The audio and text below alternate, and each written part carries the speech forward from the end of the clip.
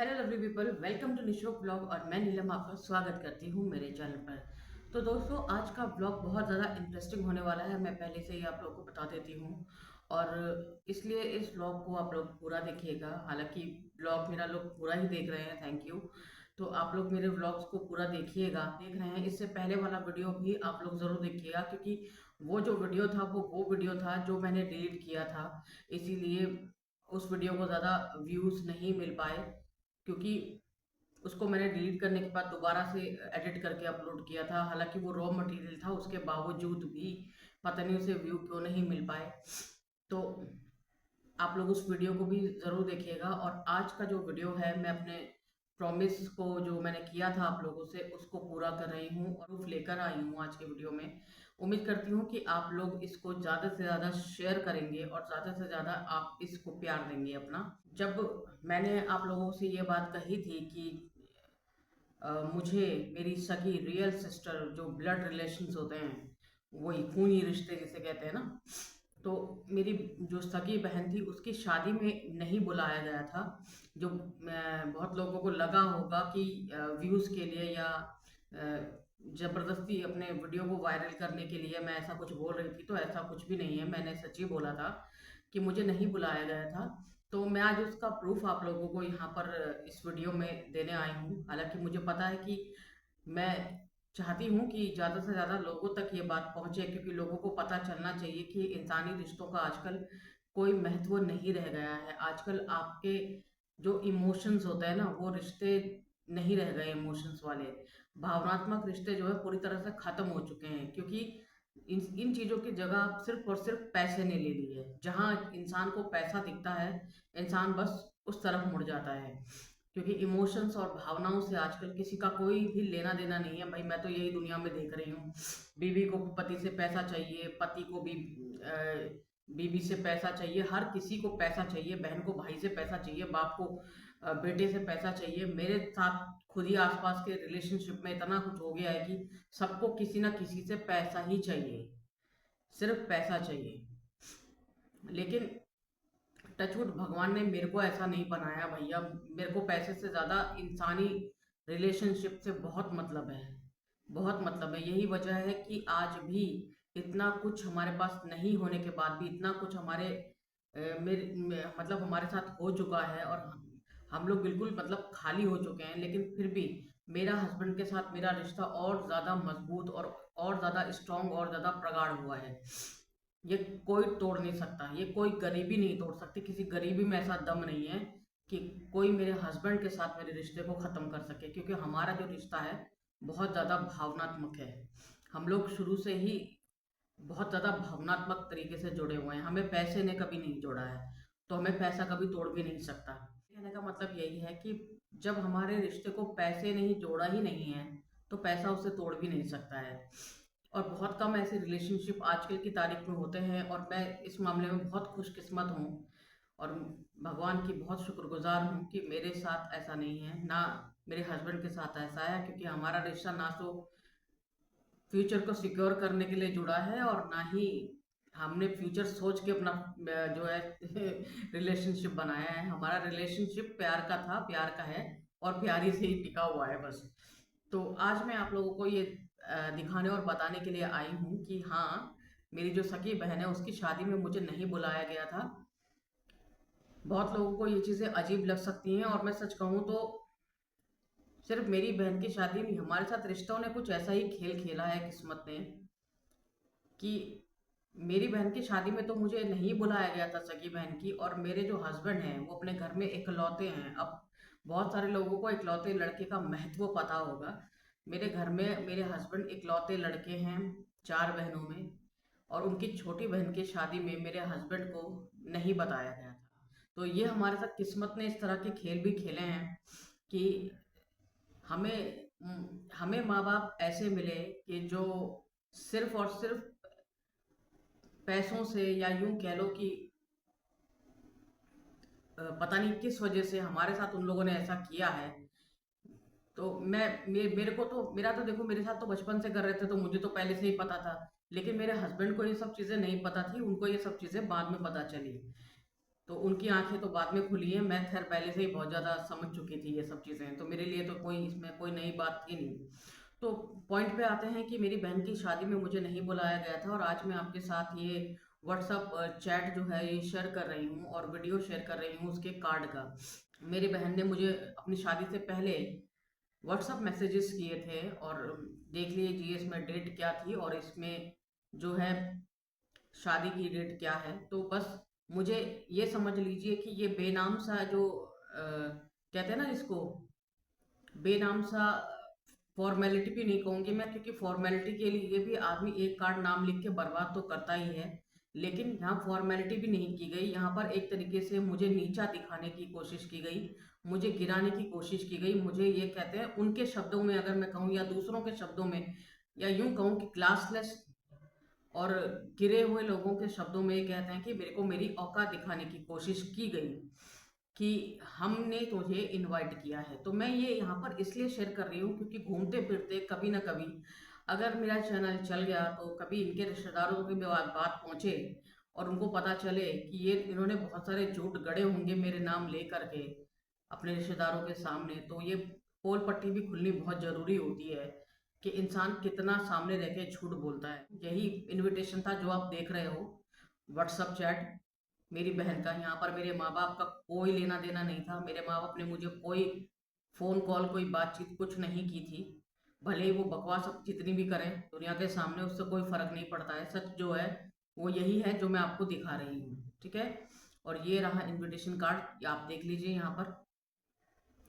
यही invitation card मुझे मिला था बेनाम, और मुझसे कहा गया था कि सारी पुरानी बातें भूल कर आना, मतलब कि तुम्हें यहाँ पर कोई चूं चौपड़ नहीं करनी है, अगर आना हो तो आ जाना भाई। हालांकि वो चाहते थे कि मैं नहीं आऊँ, क्योंकि वो तो आपको दिख ही रहा होगा यहाँ पर, लेकिन क्योंकि मेरी अच्छे दिल की बहन ने बोला होगा कि नहीं उसको भी बुला दो ताकि कल बोलने के लिए ना रहे, तो उन्होंने कहा होगा चलो भाई जिसकी शादी है अगर वो बोल रही है तो बुला लो, बोल लो, चल ठीक है तू कर ले, मैसेज कर ले तू, ये बोला होगा उन्होंने। तो उन्होंने मैसेज, तो मेरी अच्छी दिल की दीदी ने मैसेज मुझे किया था। लेकिन मैं जब ये चीज़ें देखती हूँ ना जो आपके सामने दिख रही हैं, ये सच्चाई है। कभी कभी मैं पता क्या सोचती हूँ, मैं ये सोचती हूँ कि जब इंसान इस तरह के खटकर्म करता है, जब इंसान इस तरह के कृत्य करता है, उसके बाद इंसान बड़े धड़ल्ले से और मतलब बड़ी ही बेशर्मी से वो मंदिर में जाता है और पूजा भी करता है और घंटी भी बजाता। मतलब आप भगवान से आंखें मिलाते कैसे हो? मतलब इतनी इतने गिरने के बाद भी। तो ये देखिए व्हाट्सअप चैट देख लीजिए, और यहाँ पर मैं एक बात बोलना चाहूँगी कि आप लोग तारीखों पर, डेट्स पर ज़रूर ध्यान दीजिएगा। ये 19 अक्टूबर 2021 का इसका मैसेज है जो इसने मुझे भेजा था, जब इसका एंगेजमेंट रोका कह लो, सब कुछ हो चुका था, निपट चुका था, इन लोगों का सब कुछ सेट हो चुका था। तो अपनी जो कहते हैं ना गिल्ट को कम करने के लिए, अपने आत्मग्लानि को कम करने के लिए, ये जो है भगवान के सामने अच्छा बनने के लिए, या यूं कहूँ कि भगवान को मूर्ख बनाने के लिए धड़ाधड़ ये मुझे इस तरह से मैसेज भेज रही थी। ये अपने अंदर की चोर को छुपाने के लिए कि मैं तो अच्छे दिल की हूँ, मैं तो सब कुछ बता रही हूँ। तो ये देखिए, ये तारीखों पे मैंने कहा गौर ज़रूर करना।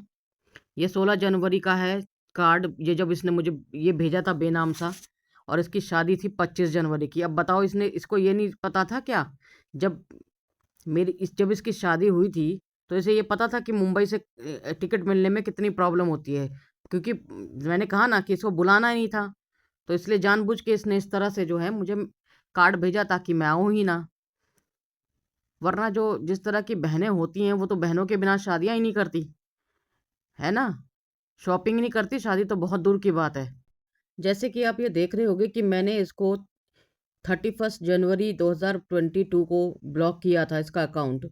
ये इसकी शादी के 5-6 दिन के बाद मैंने इसको ब्लॉक किया था, क्योंकि मैंने इसको पूरा मौका दिया था। मैंने अपने हस्बैंड को ये बात बोली भी थी कि अगर ये मुझे अपनी शादी के बाद इस तरह के मैसेज करती है, इस तरह से वो मुझे मैसेज करेगी, तो मैं जो है इससे बात कर लूँगी। क्योंकि मैंने कहा इससे मेरी कोई दुश्मनी नहीं थी, तो मैंने कहा मैं इससे बात कर लूँगी। लेकिन भाई, क्योंकि इसको तो गिल्ट था, जब इसकी शादी नहीं हो रही थी तो इसको ये गिल्ट था कि भाई मेरी शादी इसलिए नहीं हो रही क्योंकि मैं गलत का साथ दे रही हूँ। तो इसको मेरे साथ भी अच्छा बनना था, इसको भगवान को मूर्ख बनाना था। तो इसको लगा मैंने भगवान को मूर्ख तो बना दिया, तभी तो मेरी शादी हो गई। अब जब शादी हो गई, भगवान मूर्ख बन गए, तो अब फिर बहन से किस बात की नौटंकी करनी है, फिर दिखावा किस बात का करना है, फिर शो ऑफ करना ही किस बात का है। तो फिर इसने जो है, यहाँ इसकी शादी हुई और वहां ये भूल गई कौन सी बहन किसकी बहन। ये बिल्कुल भूल गई कि इसने किसी, इसकी जो बहन थी जो शादी में नहीं आई थी, इसने मेरे से कोई बात करने की कोशिश नहीं की, कुछ नहीं करने की कोशिश की। जब मैंने इसका वेट किया इसके मैसेज आने का, कि क्योंकि भाई ऐसी भी कोई शादी नहीं होती कि इंसान इतने नशे में भूल जाए कि अपनी सगी बहन, जो छोटी सगी बहन हो वो ना आए, उसका ना बुलाएं। क्योंकि असल में ये जो कर रही थी ना मुझे मैसेज भेजने की, ये सब नौटंकी और ड्रामेबाजी थी। मैं सच बताऊं, मुझे तब समझ में आया कि असल में इसका कैरेक्टर क्या है। उससे पहले मैं ये सोचती थी, क्योंकि मुझे कहीं ना कहीं अंदर से ये लगता था कि ये मुझे जो मैसेज करती है, ये सिर्फ इसलिए करती है क्योंकि इसकी शादी नहीं हो रही है और इसको तकलीफ होती है, कि इसको लगता है कि भगवान इसको इस चीज़ की सजा दे रहा है क्योंकि ये गलत के साथ खड़ी है ना। लेकिन इसने जैसी इसकी शादी हुई, इसने अपना वो अच्छा चोला जो है ऐसा उतारा। उसके बाद तो मैंने इसको फिर 5 दिन के बाद, 6 दिन के बाद मैंने इसको ब्लॉक कर दिया, और वो आज तक मेरे नंबर पे ब्लॉक ही है। बाकी मेरे सारे घर वाले ब्लॉक हैं, ये भी ब्लॉक है, सब लोग ब्लॉक हैं। और मैं इनको अनब्लॉक करने के बिल्कुल मूड में नहीं हूँ, और मुझे इन लोगों से कोई वास्ता वैसे भी नहीं रखना। तो बस यही ड्रामे और नौटंकी बाजियाँ थी जो मुझे आपको दिखानी थी। आगे मैं आपको वीडियो दिखा रही हूँ, तो आप लोग इनविटेशन का वीडियो देखिए और डेट भी देख लेना, और ये भी देख लेना कि इसने मुझे कब बुलाया था। इतनी दूर से आदमी टिकट करेगा तो रिजर्वेशन कैसे होगा, क्या होगा, ये सब सोच साच के इसने मुझे तब तरीके से और सलीके से बिल्कुल टाइम पे मैसेज करके ये इनविटेशन दिया था बेनाम सा। तो वो वीडियो भी आप लोग ज़रूर देखिए और अपनी राय मुझे कमेंट बॉक्स में ज़रूर देना।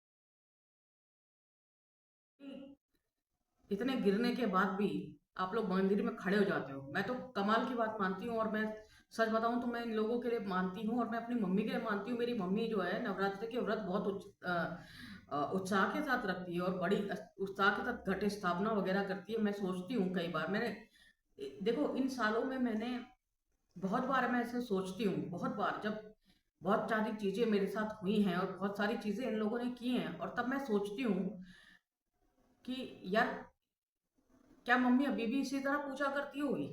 क्या मेरी बहन जिसने मेरे साथ ये सब किया, वो मंदिर में खड़ी होकर पूजा कर लेती होगी? क्या वो, मतलब उसको अंदर से लगता नहीं होगा कि भाई मेरे मन में चोर है, मैंने कुछ गलत किया है? या तो शायद इन लोगों को लगता ही नहीं कि इन्होंने गलत किया है, इन लोगों को लगता है कि इन्होंने बिल्कुल ठीक किया है। लेकिन अगर इनको लगता है कि इन्होंने बिल्कुल ठीक किया है, तो इनको मेरी जगह खुद को रखे भी देख लेना चाहिए एक बार। और इनके साथ ऐसा हुआ है, और इन्होंने क्या किया है मैं बताऊंगी आप लोगों को आगे चल के भी, कि इन्होंने ऐसे इनविटेशन के क्या जवाब दिए हैं और क्या इनके साथ हुआ है। बल्कि इनके साथ तो बहुत कुछ अच्छा ही हुआ है। इन्होंने तो बिल्कुल ही अपने, मैंने कहा ना क्लास, इन्होंने अपनी क्लास दिखाई है। और मैं आपको ये भी बता दूं कि मेरे जो घर वाले हैं बहुत बड़े ड्रामेबाज हैं, इतने बड़े ड्रामेबाज हैं, इतने बड़े एक्टरबाज हैं कि मैं क्या बताऊं, एक से एक एक्टर भरे पड़े हैं। एक्टिंग करने में इतने माहिर हैं कि आप देखकर समझ ही नहीं पाओगे। ये 2 मिनट में, 2 मिनट में मुझे दुनिया के सामने झूठा साबित कर देंगे। 2 मिनट, 2 मिनट नहीं लगेंगे। लोग दुनिया समझ ही नहीं सकते, इनको देख के बिल्कुल नहीं समझ पाएंगे। तो ये तो मैंने सबूत रखे हुए थे, तो मैं आज ये दिखा रही हूँ। और मैंने सबूत इसलिए सोच के नहीं रखे थे क्योंकि ये जबकि ये घटना है, तब तो मैंने कुछ सोचा ही नहीं था। वो मैंने ऐसे ही रखा था, मैंने कहा कभी मेरे को सामना होगा इनका तो मैं इनको ये दिखाऊंगी भाई कि देखो ये किया था तुमने मेरे साथ। तो अब तो सामना तो छोड़ो, ये लोग मुझसे इतना डरते हैं कि ये लोग मेरे सामने कभी आ ही नहीं सकते। ये बहुत डरते हैं मुझसे, ये बात सच है। क्योंकि ये लोग भागते हैं, चोर हमेशा भागता है। जिसने चोरी की होती है ना, जिसके मन में चोर होता है, जिसके मन में मैल होता है। ये लोग पता नहीं कैसे, मुझे समझ नहीं आता। शायद इंसान के ऐसे ही रूप होते हैं, क्योंकि जिस तरह मैं आजकल सुनती हूँ दुनिया में, न्यूज़ में इतना कुछ आता है, इतना कुछ हो रहा होता है, तो मुझे लगता है कि शायद यही दुनिया है, यही कलयुग है। आजकल किसी को कोई फर्क नहीं पड़ता, क्योंकि मैंने वही कहा ना, जैसे मैं बोलती हूँ कि भगवान, सबको पता है कि भगवान आपसे सवाल नहीं करेगा कि तुमने ये क्यों किया। जैसे मेरे माँ बाप से कोई सवाल नहीं पूछेगा तुमने अपनी एक बेटी के साथ ऐसा क्यों किया, मुझे जवाब चाहिए। तो सवाल तो पूछेगा नहीं भगवान। तो जब जवाब दे आप किसी के प्रति हो ही नहीं, तो फिर डर कैसा। वही बात मेरे इन लॉज की भी है कि सवाल तो कोई नहीं पूछेगा। तो जब सवाल कोई पूछ ही नहीं रहा, तो आप जवाब दे भी नहीं हो ना। भगवान तो सीधे एक ही बार में पूछ रहा है सवाल, फिर वहां जाके हिसाब जब देना होता है। और फिर किसने देखा है, लोग सोचते हैं कि फिर किसने देखा। लेकिन आपका इंसान बने रहना बहुत जरूरी है। मैं सच बताऊं तो मैं अपने हक के लिए लड़ने वालों में से हूँ। लेकिन मैं अपने हक के लिए वहां लड़ने वालों में से हूँ जहां मेरा हक बनता है। मैं कभी किसी से कोई भीख नहीं मांगती। लोगों की अलग अलग किस्में होती हैं और इनकी अलग अलग किस्में हैं। यहाँ पर मैंने आप लोगों को ये सब दिखाया है।